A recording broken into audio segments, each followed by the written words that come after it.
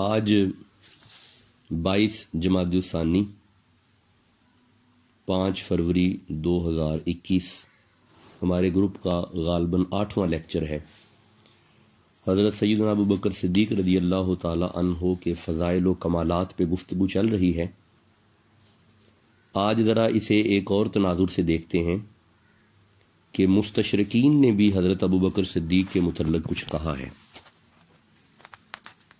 مستشرقین یعنی اورینٹلسٹ اگر ان کی طرف جائیں تو ایک نام ہے ولفریڈ میڈلنگ کا۔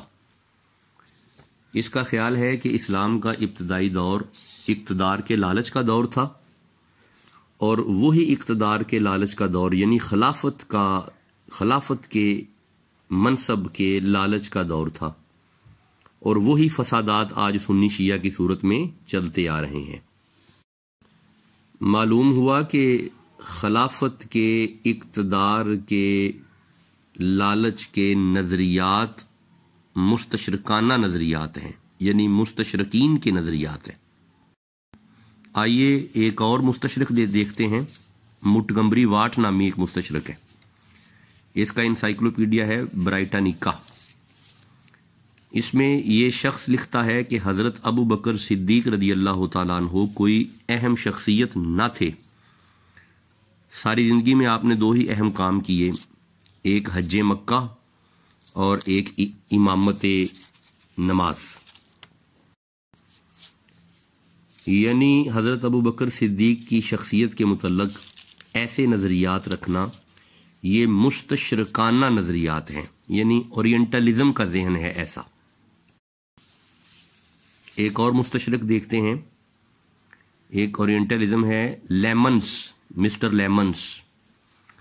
اس کا خیال ہے کہ عائشہ صدیقہ رضی اللہ تعالیٰ عنہ اور حضرت حفصہ رضی اللہ تعالیٰ عنہ دونوں ہی ابو بکر اور عمر کی بیٹیاں ہیں۔ نبی صلی اللہ علیہ وسلم کے راز لے کے اپنے بابا کو جا کے یہ بتاتی تھی، اور آپ کے وصال کے بعد انہوں نے اقتدار کو سنبھالا۔ تو آپ غور کریں، یہ تینوں نظریات یعنی ولفریڈ کا نظریہ، مونٹگمری واٹ کا نظریہ اور لیمنس کا نظریہ وہ ہے جو آج ان لوگوں کے نظریات ہیں جو صحابیت کے خلاف ہے، جو حضرت ابو بکر صدیق کے خلاف بونکتے ہیں نا، یہ ہیں وہ نظریات۔ میں عرض یہ کر رہا ہوں کہ آج کے دور میں اگر قرآن حکیم کی طرف جائیں تو جہاں پہ ارشاد ہوتا ہے سورہ لیل 92 نمبر سورہ میں 18 نمبر آیت، الذی یؤتی مالہ یتزکا، تو جس کے مال کو اللہ نے پاک فرمایا ہے نا جناب، یہ حضرت ابو بکر صدیق کا مال ہے۔ حضرت ابو بکر صدیق فرمایا کرتے تھے النظر علی وجہ رسول اللہ، ابو بکر کی آنکھیں ہوں، رسول کا چہرہ ہو، ایکون ابنتی تحت رسول اللہ، ابو بکر کی بیٹیاں ہوں، رسول کا نکاح ہو، انفاق و مالی تحت رسول اللہ، ابو بکر کا مال ہو، رسول کی بارگاہ پہ قربان ہو۔ جب ہم انفاق فی سبیل اللہ کی بات کرتے ہیں تو سورہ سبا کی 39 نمبر آیت میں اللہ فرماتے ہیں کہ جو میری راہ میں خرچ کرتا ہے میں اسے برابر عطا کر دیتا ہوں۔ دوسری طرف سورہ تغابن میں ارشاد ہوتا ہے ان تقرض اللہ قرضا حسنا، کون ہے جو اللہ کو قرض حسنہ دے؟ تو یہاں پہ اللہ ارشاد فرماتے ہیں کہ جب وہ میری بارگاہ میں پیش کرتا ہے تو یضاعفہ، تو میں اسے 2 گنا کر دیتا ہوں۔ ایک مقام پہ اللہ فرماتے ہیں سورہ انعام میں من جاء بالحسنۃ فلہ عشر امثالھا، جو میری بارگاہ میں پیش کرتا ہے میں اسے 10 گنا کر دیتا ہوں۔ سورہ نور میں جہاں پہ اللہ فرماتے ہیں رجال لا تلہم تجارت ولا بیع عن ذکر اللہ واقام الصلاۃ، اس آیت میں اللہ آخر پہ فرماتے ہیں واللہ یرزق من یشاء بغیر حساب، تو میری راہ میں جو خرچ کرتا ہے میں اسے بے حساب کر دیتا ہوں۔ تو ان آیتوں میں اگر آپ غور کریں تو ایک جگہ پہ فرمایا برابر دوں گا، ایک جگہ پہ فرمایا 2 گنا دوں گا، ایک جگہ پہ فرمایا 10 گنا دوں گا، اور سورہ بقر کی آیت میں فرمایا 700 گنا دوں گا، اور جو سورہ نور کی آیت پڑھی ہے یہاں پہ ارشاد ہوتا ہے کہ بے حساب دوں گا۔ تو علماء نے بیان کیا برابر 2 گنا اور 10 گنا میں ہم گناہگار آتے ہیں، اور جہاں پہ اللہ فرماتا ہے نا میں 700 گنا دوں گا، وہاں پہ حضرت عمر اور عثمان غنی آتے ہیں، اور جہاں پہ اللہ فرماتے ہیں ہم بے حساب دیں گے، یہاں پہ حضرت ابو بکر صدیق کا نام آتا ہے۔ آئیے ایک اور آیت دیکھتے ہیں سورہ آل عمران کی، ارشاد ہوتا ہے لن تنالوا البر حتی تنفقوا مما تحبون، اللہ کی بارگاہ میں وہ دو جو تمہیں سب سے زیادہ محبوب ہے۔ تو میرے صاحبو، حضرت ابو بکر صدیق نے اپنی ہر شے نبی صلی اللہ علیہ وآلہ وسلم پہ قربان کی ہے۔ جنگ تبوک والا واقعہ کسی سے پس پشت نہیں ہے کہ نبی معظم کی بارگاہ میں جب ابو بکر آئے تو سارے صحابہ نے اپنا اپنا حصہ جب پیش کیا، تو جب نبی صلی اللہ علیہ وآلہ وسلم نے پوچھا ما ابقیت لأہلک یا ابا بکر، ابو بکر پیچھے کچھ چھوڑا؟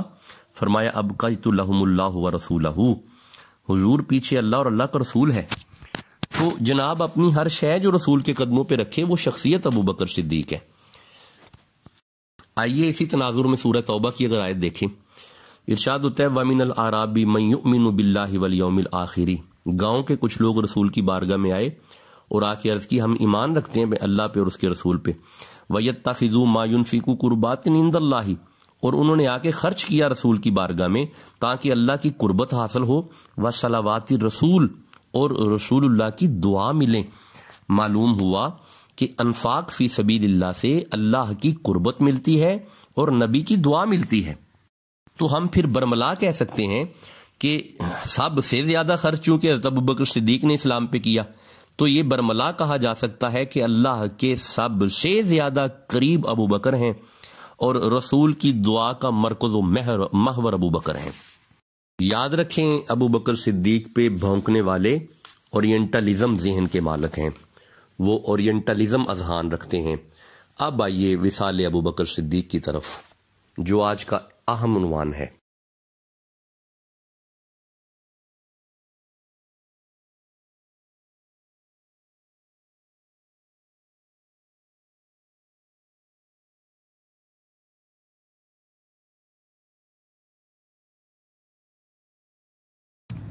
حضرت ابو بکر صدیق رضی اللہ تعالی عنہ کے وصال کے متعلق سیرت حلبیہ میں بھی ہے، خصائص الکبریٰ میں بھی ہے، اور تاریخ دمشق میں بھی یہ بات موجود ہے۔ حضرت علی المرتضیٰ رضی اللہ تعالی عنہ سے روایت ہے کہ جب حضرت ابو بکر صدیق رضی اللہ تعالی عنہ کے وصال کا وقت قریب آیا تو آپ نے مجھے اپنے سرہانے بٹھایا اور فرمایا کہ اے علی رضی اللہ تعالی عنہ، جب میں فوت ہو جاؤں تو مجھے اس ہاتھ سے غسل دینا جس ہاتھ سے آپ نے نبی صلی اللہ علیہ وآلہ وسلم کو غسل دیا تھا، اور مجھے خوشبو لگانا اور حضور صلی اللہ علیہ وآلہ وسلم کے روضہ اقدس کے پاس پہنچا کر تدفین کے لیے اجازت طلب کرنا۔ اگر دیکھو کہ دروازہ کھول دیا گیا تو مجھے وہیں دفن کر دینا، ورنہ واپس لا کے کسی عام قبرستان میں دفن کر دیجیے گا۔ حضرت علی المرتضیٰ رضی اللہ تعالی عنہ فرماتے ہیں کہ جب آپ رضی اللہ تعالی عنہ کو غسل اور کفن دیا گیا اور میں نے سب سے پہلے روضہ رسول کے دروازے کو جا کے اجازت طلب کی اور عرض کی کہ یا رسول اللہ، ابو بکر صدیق رضی اللہ تعالیٰ عنہ آپ سے داخلے کی اجازت مانگ رہے ہیں۔